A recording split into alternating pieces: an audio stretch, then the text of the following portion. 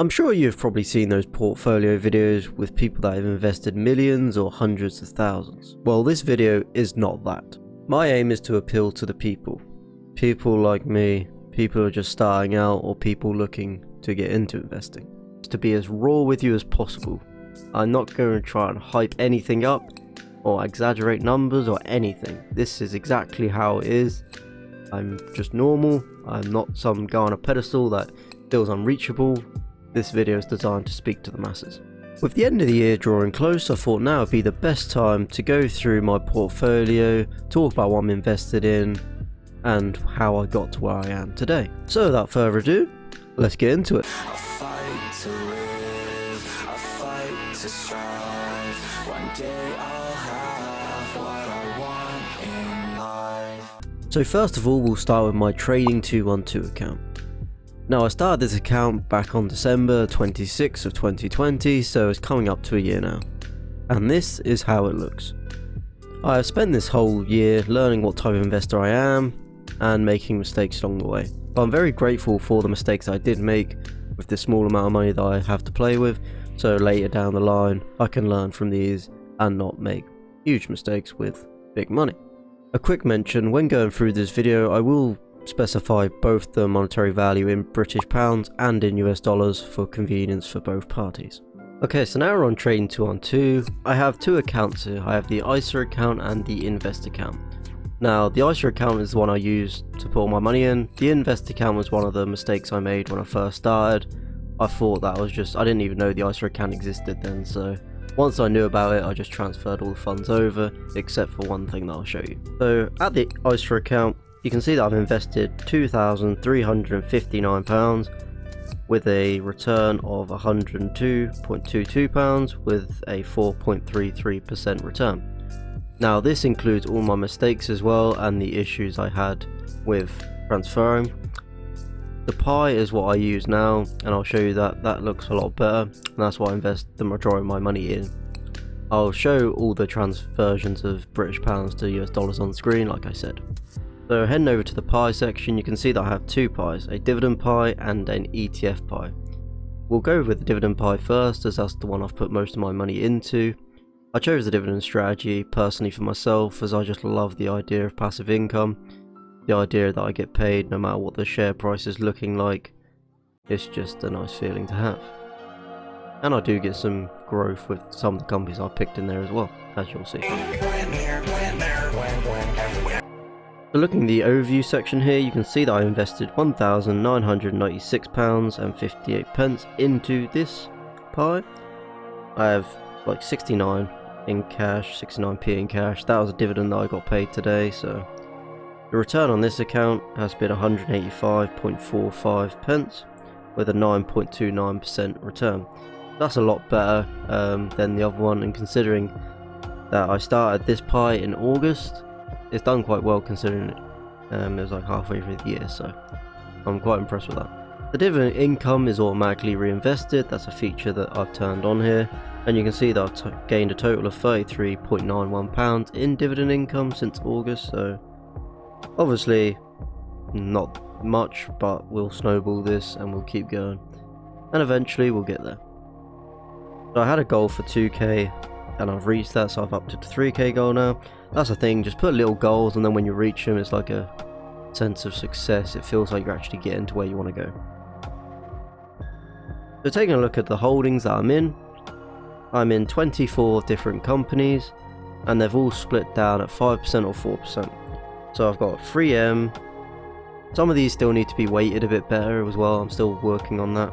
But we've got 3M, AT&T, Polymetal International, Ferrexpo, Microsoft, Apple, Realty Income, Johnson & Johnson, GlaxoSmithKline, Coca-Cola, PepsiCo, Procter & Gamble, Broadcom, Unilever, McDonald's, JP Morgan, National Grid, Kimberly-Clark, Cisco Systems, Legal & General, Dag Industrial, ASML Holdings, Keller Group and KLA.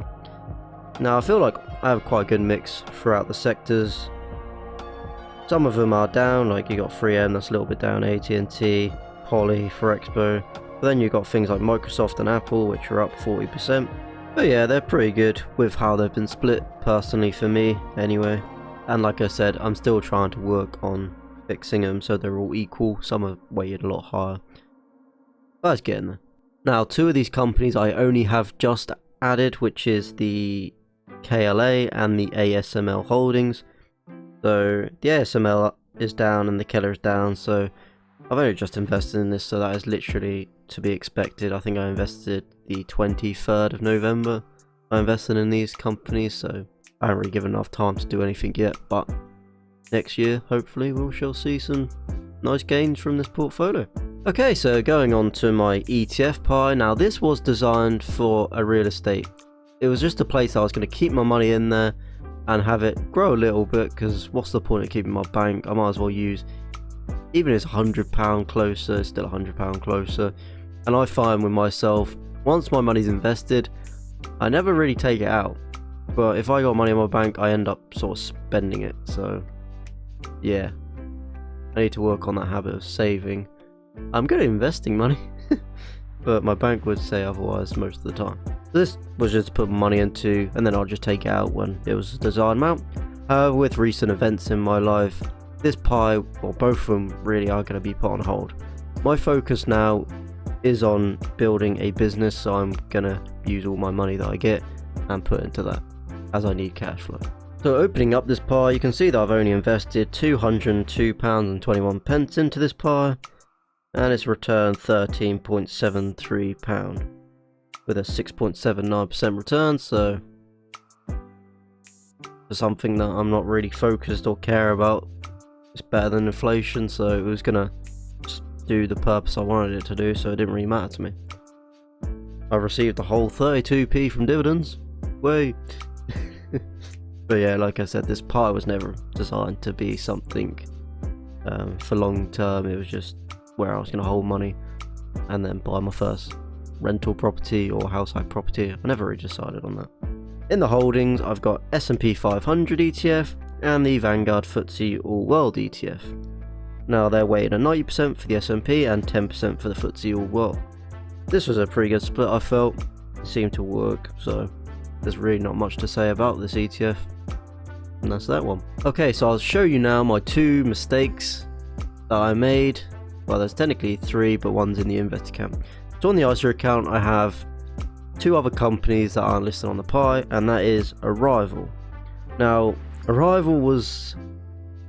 it taught me a big lesson that not to fall into hype. Always do fundamental analysis. You can be promised the world, but if it's not backed by figures, graphs, or whatever, then it just holds no value.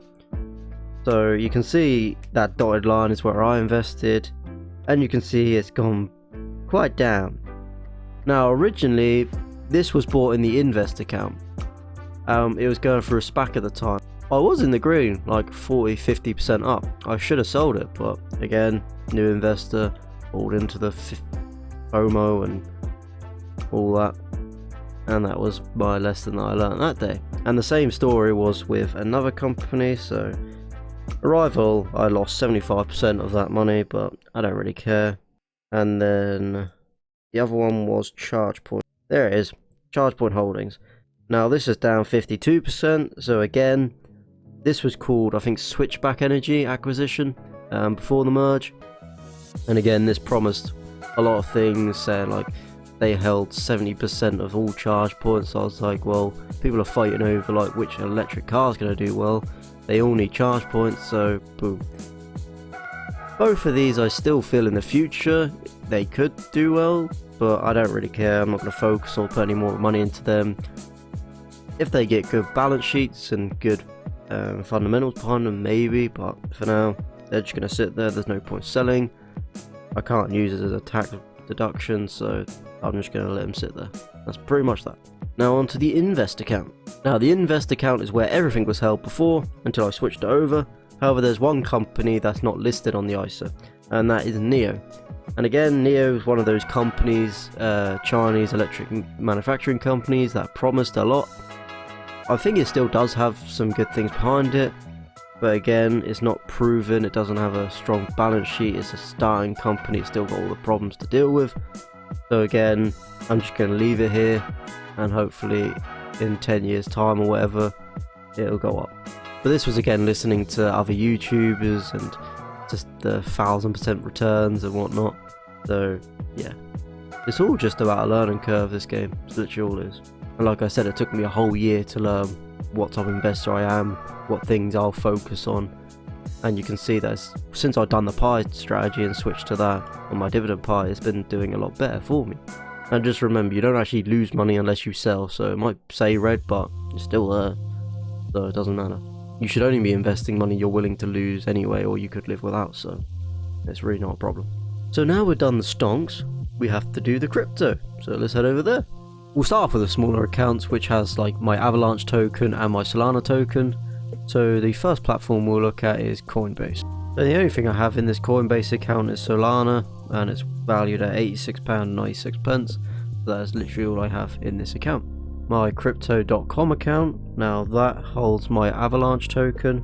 Now both the Coinbase account and the Crypto.com account I've only just opened and invested into these cryptos.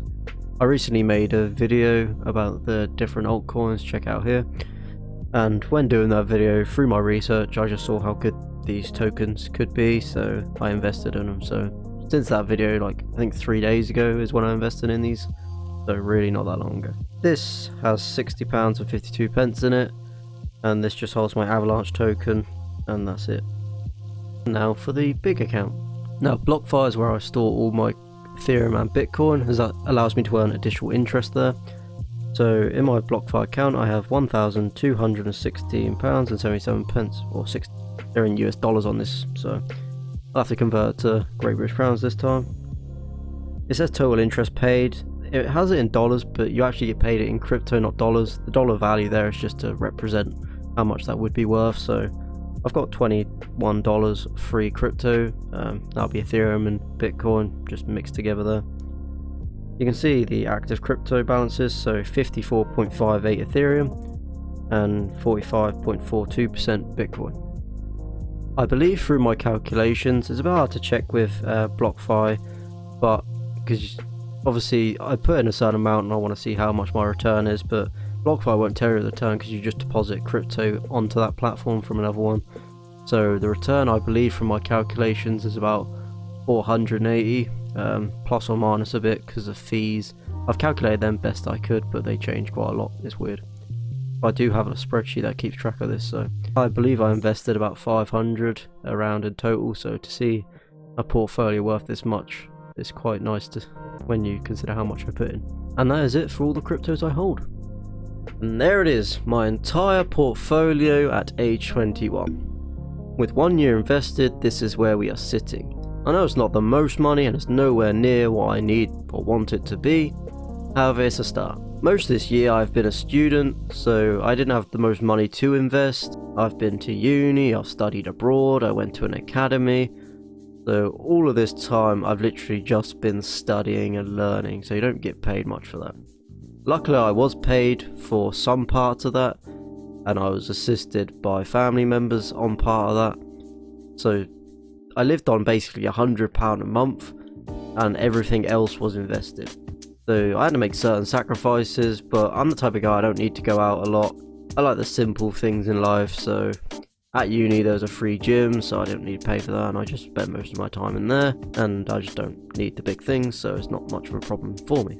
However, unfortunately, after all the training and everything I've been doing since I left school basically, I got into the career that I wanted and found out that it was not going to suit me at all. So unfortunately, all that was basically for nothing, which, as you can imagine, that hits you pretty hard, and the mental state is, it was in bits, to be honest.